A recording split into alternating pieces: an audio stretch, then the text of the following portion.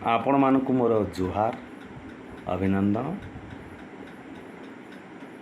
ଆଜି ମୁଁ ଏକ ତଥ୍ୟ ଆପଣଙ୍କ ସମ୍ମୁଖରେ ଉପସ୍ଥାପନ କରିବା ପାଇଁ ଇଚ୍ଛା ପ୍ରକାଶ କରିବି।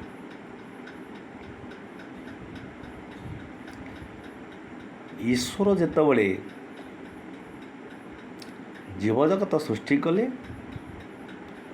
ସେ ମଣିଷକୁ ଏକ ସର୍ବଶ୍ରେଷ୍ଠ ଜୀବ ରୂପେ ସୃଷ୍ଟି କରିଛନ୍ତି।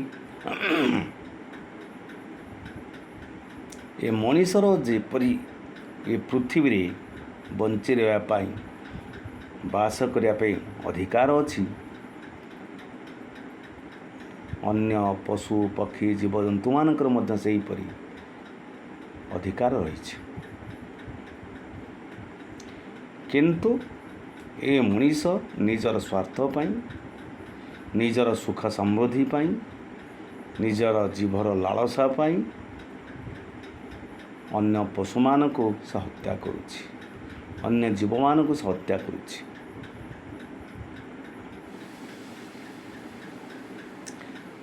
ଆମେ ହିନ୍ଦୁମାନେ ଜାଣୁ, ଈଶ୍ୱର କହିଛନ୍ତି, କାଷ୍ଠ ପାଷାଣ ତରୁ ତୃଣ ସକଳ ଘଟେ ନାରାୟଣ। ନାରାୟଣ ସମସ୍ତଙ୍କଠାରେ ବିଦ୍ୟମାନ। କାଠ ପଥର ସବୁଠି ନାରାୟଣ ବିଦ୍ୟମାନ ଅଛନ୍ତି। ସେ ନିରାକାର, ସେ ମଧ୍ୟ ସାକାର, ସେ ବହୁରୂପୀ, ସେ ମଧ୍ୟ ରୂପହୀନ। ତାଙ୍କୁ ଆମେ ଲୋମ ଚକ୍ଷୁରେ ଦେଖିପାରିବା ନାହିଁ।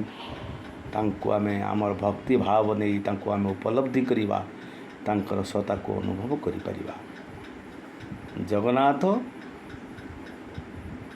ଅନେକ କ୍ଷେତ୍ରରେ ତାଙ୍କର ଭକ୍ତମାନଙ୍କୁ ସାହାଯ୍ୟ କରିଛନ୍ତି। ସେ ବନ୍ଧୁ ଯାଜପୁରିଆ ବନ୍ଧୁ ମହାନ୍ତି ହୁଅନ୍ତୁ ବା ବଳରାମ ଦାସ ହୁଅନ୍ତୁ ବା ଜଗନ୍ନାଥ ଦାସ ହୁଅନ୍ତୁ, ସେ ସମସ୍ତଙ୍କୁ ରକ୍ଷା କରିଛନ୍ତି, ସାହାଯ୍ୟ କରିଛନ୍ତି, ପରୀକ୍ଷା ବି କରିଛନ୍ତି। ମଣିଷ ଏକ ଶାକାହାରୀ ପ୍ରାଣୀ। ଏହି ହିସାବରେ ଭଗବାନ ତାକୁ ସୃଷ୍ଟି କରିଛନ୍ତି। କିନ୍ତୁ ସେ ନିଜର ଜୀବ ଲାଳସା ମେଣ୍ଟାଇବା ପାଇଁ ସେ ପଶୁମାନଙ୍କୁ ହତ୍ୟା କରୁଛି, ତା'ର ମାଂସକୁ ଭକ୍ଷଣ କରୁଛି।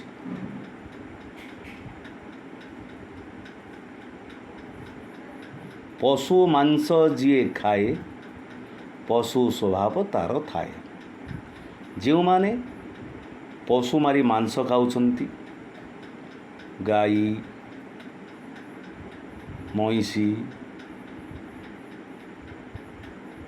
ଛେଳି, ହରିଣ ଇତ୍ୟାଦିକି ମାରି ସେମାନେ ମାଂସ ଖାଉଛନ୍ତି, ତାଙ୍କ ଶରୀରରେ, ତାଙ୍କ ମନରେ ପଶୁର ସ୍ୱଭାବ ରହିବା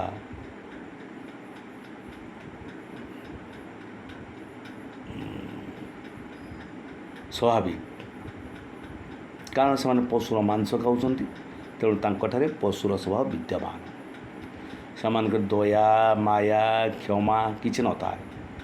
ସେମାନେ ରକ୍ତ ଦେଖିବା ପାଇଁ ତାଙ୍କର ଲୋମ ସବୁବେଳେ ବା ତାଙ୍କର ଶରୀର ସବୁବେଳେ ଚାହୁଁଥାଏ ସେ କେମିତି ରକ୍ତ ଦେଖିବେ। ଯେଉଁମାନେ ମାଂସାଶୀ ପ୍ରାଣୀ, ସେମାନଙ୍କର ମୁନିଆ ଦାନ୍ତ, 4ଟି ମୁନିଆ ଦାନ୍ତ ଥାଏ, କିନ୍ତୁ ମଣିଷର ମୁନିଆ ଦାନ୍ତ ନାହିଁ। ସେମାନେ ପାଣି ପିଇଲା ବେଳେ ଜିଭରେ ଚାକୁ ଚାକୁ କରି ପାଣି ପିଅନ୍ତି। କିନ୍ତୁ ଅନ୍ୟ ପ୍ରାଣୀମାନେ, ଗୋରୁ, ଛେଳି, ଏମାନେ ମୁହଁରେ ପାଣି ପିଅନ୍ତି, ମୁହଁ ଲଗେଇକରି ପାଣି ପିଅନ୍ତି। ତେଣୁ ଏ ମଣିଷ ଦେହେ ଦିବ୍ୟ ଜ୍ଞାନ ଦେଖି ସନ୍ତୋଷ ଭଗବାନ। ଏ ମଣିଷ ଦେହରେ ଦିବ୍ୟ ଜ୍ଞାନ ଦିନକୁ ଦିନ ଲୋପ ପାଇଯାଉଛି। ସେମାନେ ଅବିବେକୀ, ସେମାନେ ହିଂସ୍ର ହେଇ ଅନ୍ୟ ପଶୁମାନଙ୍କୁ ହତ୍ୟା କରୁଛନ୍ତି। ଏପରିକି ସେମାନେ ବ୍ୟାଘ୍ର ସିଂହଙ୍କ ଠାରୁ ଅଧିକ ମାତ୍ରାରେ ହିଂସ୍ର। ତେଣୁ ମୋର ନିବେଦନ ଆପଣମାନଙ୍କୁ, ଆପଣମାନେ କୌଣସି ପ୍ରାଣୀକୁ ହତ୍ୟା କରନ୍ତୁ ନାହିଁ, କୌଣସି ଜୀବକୁ ହତ୍ୟା କରନ୍ତୁ ନାହିଁ।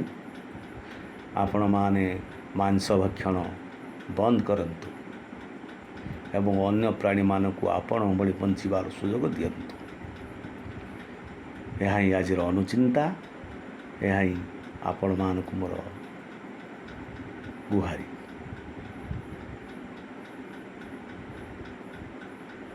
ରହୁଛି। ନମସ୍କାର।